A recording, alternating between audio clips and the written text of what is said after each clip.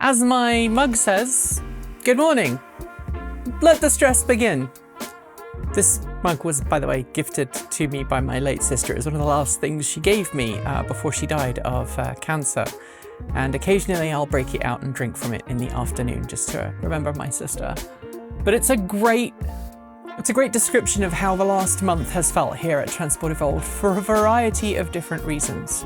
So this week, while certain groups in the US are celebrating the nation's 250th birthday, I'm going to be taking a week off and the team are going to be taking a week off because we all need to rest and recuperate. But in the best tradition of Transport Evolved, I wanted to make sure that you had something cool to watch while we're not here. And so today, I'm going to be saying what I will be mostly doing the week I'm not here.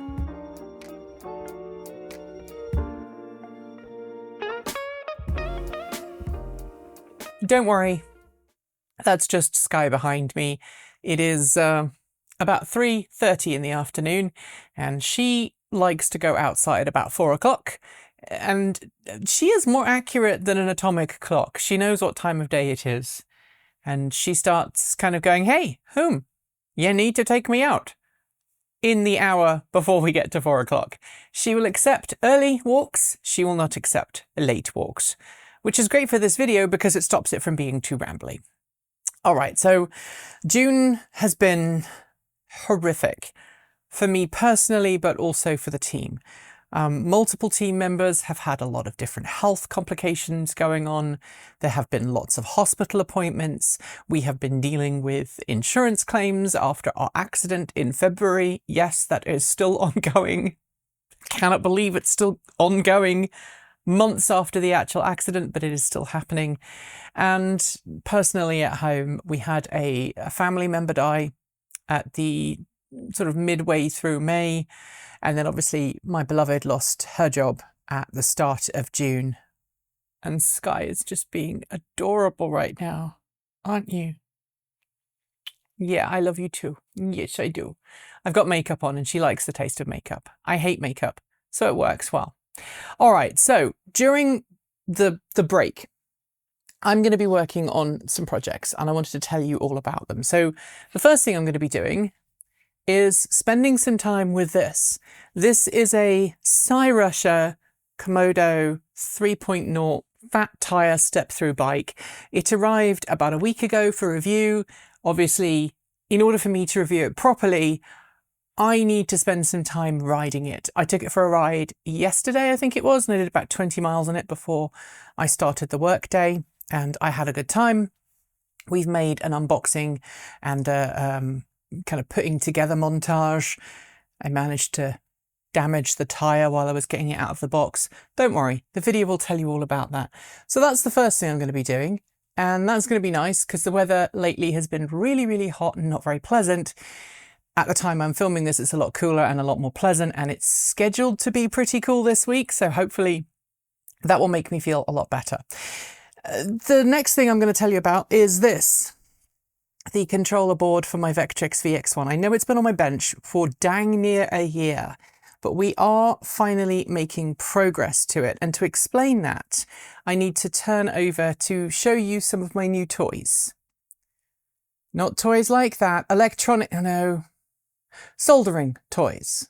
So when I first started working on this board, I had a big soldering iron that I got from China. It wasn't very good, it wasn't very consistent, and after a lot of research and a lot of time, I ended up treating myself to a Hakko FX871.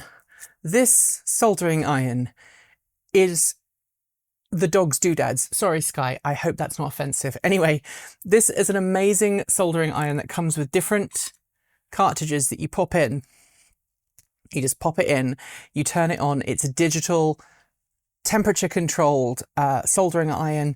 And instead of having to wait for literally 5 or 10 minutes for your soldering iron to get up to temperature, this thing is about 30 seconds for it to get up to the correct temperature. This tip is currently tinned because you're supposed to keep them tinned to prevent them from oxidizing. But I've got another couple of tips here as well. I don't think I've actually used these tips yet, but the iron is truly amazing. It heats up things really, really nicely. I have also paired it with some new solder, some lead-free solder from Kester, which I didn't realise in my stupidity, solder can oxidize. And my old solder was nearly 20 years old. And so, you're being adorable. And so this 20-year-old solder was not properly wetting, it wasn't properly melting, it was making things difficult. And I don't know if I showed you my previous, don't mind me, that's just my 3D printer. I don't know if I showed you the previous soldering attempts that I made on this board, but it was not good. And the actual amount of solder I used was too much and it didn't look good. So I've spent the last couple of weekends cleaning up this board and resoldering some of these fuses on. They're fuses in parallel. I will explain that in another video, not this one. But I was able to actually resolder all of those parts and I got some replacement fuses. So these are the original fuses, or these are the original replacement fuses. And this one here was the original fuse, which is absolutely massive. So you can see how much of a change that's happened over the years. But the other thing I bought that helped me a bunch is I got a Mu tool. No, they're not really called Mu tools. These are actually desoldering tools. So what they do is you turn them on and a little light comes on somewhere on it. I don't know if I can see with it. The light comes on here. And then this tip heats up just like a soldering iron, but unlike a soldering iron, this is actually hollow in the tip.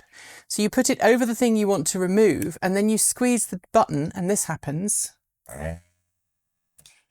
Sorry, Skye. Are you okay, baby? It's okay. She needed some reassurance. But you actually remove the solder and it's so much easier to get the solder off the board. And using, I'm going to call it the Mu tool, that's not what it's actually called, but using the Mu tool and a couple of other things, I was able to remove the original DC converter from the back of this board. So the DC converter fitted on there and it looked like this. But this DC to DC converter is actually a new one that's slightly more powerful than the original, because the Vectrix VX-1, it does have a 12-volt rail, but it doesn't have a 12-volt accessory battery. And so what this DC to DC converter does is it gives me a little bit more 12 volts power. So I can run modern things like, like a little mini screen on my bike so I can see my maps or whatever else. And so I need to solder this on. But in order to solder that on, I need to modify these little standoffs. And these little standoffs are going to put me in the same kind of, the same ballpark problem that I had with these original standoffs here, which is I need to get my CNC machine working. Now, since I made the last video, I've actually installed my touch probe onto my CNC machine.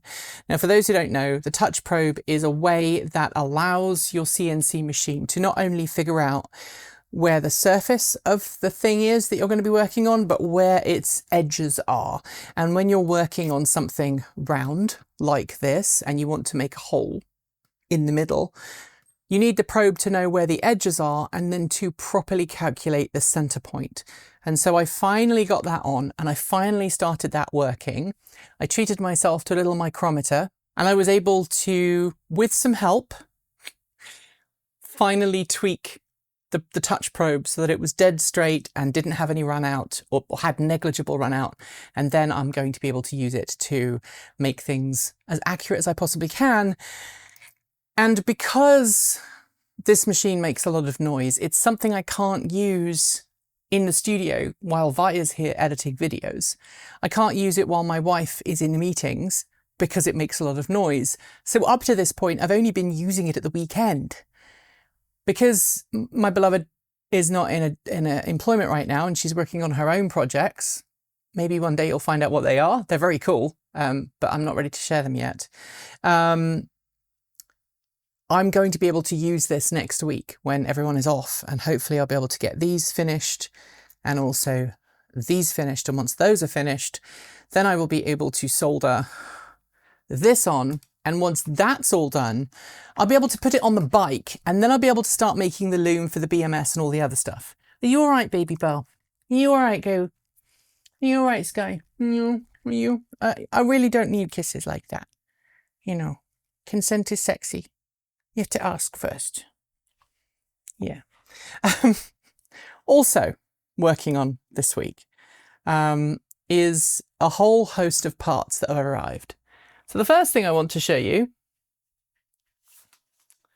is that I am now an owner of an Adafruit book of components. Like, this is a book from Adafruit of little surface mount resistors and capacitors, which is really cool. I've always wanted one of these, and I finally picked one up. The reason I picked one of those up is because these arrived the other day. These little printed circuit boards, and they came from PCBWay. PCBWay is not a sponsor of the channel. Maybe they will be in the future, who knows? But these are little circuit boards from PCBWay, or that I had PCBWay make, that are actually an OVMS SWCAN adapter for the open vehicle monitoring system. What is the open vehicle monitoring system? Would you like to get down, little girl? You can if you want. Want to get down? Bye, Skye. The OVMS system is an open vehicle monitoring system. And what it does is it allows you, and I actually have this here because it literally arrived today. I have a previous generation of these. I actually got 2 of these previous generation models, but I haven't got one of the new ones. There's a little box that sits in your car, and you plug in a connector here that goes into your car's onboard diagnostics port. You plug in a GPS and a modem antenna. You can put a SIM card inside it, and you can spend like $10 a year, and it will send information about your vehicle to an open vehicle monitoring system server of your choice. You can roll your own because it's an open source project. You can use the official OVMS one. I'm actually using one that's based in Germany because they offer some extra stuff, and I want to have my data stored outside of the US, not inside it. And this will mean that we'll be able to kick Chevrolet's OnStar to the curb. So right now we're paying like $35 a month for OnStar. And that does useful things like allowing you to precondition your car and to lock and unlock the car and all that good stuff. But it doesn't work very well up here in the mountains. This, however, has a Wi-Fi module inside of it. So when our vehicle is parked outside, we'll just be able to send it commands and it will just react and operate normally. It's got circuitry in it, so it won't run your 12-volt battery down. But in order to work with the Bolt EV, the 2017 Bolt EV, you need one of these little boards, and you need to populate it with a whole bunch of components. Now, I can buy a pre-made one of these online, I think for about $35, but I wanted to make it from scratch because I now have a fancy new Hakko soldering iron, and I've got some nice Kester solder. It's lead-free, by the way. It's the lead-free stuff. It's really good. Actually, as good as most lead-based solders. I was very impressed. And I've ordered a whole bunch of microcontroller components from, where did I get these from? From DigiKey. The name is on the packet. So I need to put these little headers on, and then I've got various, I think these are some resistors in here. Yep, these are little resistors. They've got to go on the board, and then I've probably got some capacitors over here as well. Nope. Yep, these are ceramic capacitors. So I'm going to have to put these all on this board using my little holder. And I will make a video about this, don't worry. Maybe like a time lapse or something. I'll probably do the first one off camera. So if I screw up, I don't feel so stupid, because I regularly feel stupid when I'm working on projects like this. Because this is not, like, I didn't train to do this. I'm a classical oboist. That's my training. Journalism is a stretch. Making electronic components well outside my wheelhouse and competency level, but somehow I managed to get it done. So that's the other thing I'm going to be doing during this break. And then also, if I have time, I don't know if you can see this, but these have Ford written on them. That is because I have bought the connectors I need to tap the relevant pins on the body control module for my F-150 Lightning to allow me to wire in fog lights. I haven't forgotten. I finally picked these up, and I didn't pick these up just because when you order a whole bunch of components from DigiKey, it's generally advisable to order everything you want in one go, and then it will work and it will make things a little bit cheaper to ship to you. So that's something I may or may not do during the break. I have a couple of other projects as well. I have picked up a nice RFID tag reader. This is a Proxmark 3 Lite, I think they call it. It allows me to clone RFID tags, but don't worry, it's not for nefarious means. It's so that I can, I don't know where my little RFID tags have gone. It's so that when I am working with my Bambu X1C, I can clone the little tags that come in Bambu filament and tell the printer what color it is and what the temperature settings are. I want to be able to tag my own filament so I don't have to buy filament from Bambu, because I don't want to support Bambu any more than I want to support Tesla, because Bambu has started doing some really nasty things. The printer is great. I love the printer. It is completely cut off from Bambu's cloud, and I do everything locally. But I also want to not buy the filament from them. And so by hacking these little RFID tags and putting them on filament I buy from elsewhere, as far as the printer will be concerned, I'm putting genuine Bambu filament in when I'm not. So that is pretty much everything that's going to be going on here at the house this next week. I think Vi is going to be taking a well-earned break, probably going and playing with some vintage audio equipment. Is that correct, Vi? I'm getting a nod off camera from Vi. For those who don't know, Vi is really into vintage audio equipment, and join the Discord chat room if you want to be involved in that conversation. Vi has their own little special little section in the Discord chat room. Vi's Cyber Cafe, I think they call it, or Wi-Fi Cyber Cafe, if memory serves correctly. I'm getting a smile off camera. And Erin's probably going to be going and gardening and doing all her gardening stuff and her art stuff, and she's got some great projects that she's working on offline that have got nothing to do with electric vehicles, and we all need a break. We have all been working our tukuses off, and while I know it might be a bit disingenuous, especially with my wife out of employment right now, to go, I'm taking a break, but we have been planning this for a long time, and I really do believe very passionately that people need time off to rest and recuperate. I am listening to my body a lot more than I used to, and this past week has been physically exhausting for me. I actually passed out a couple of nights ago. I got up too quick and I ended up on the floor.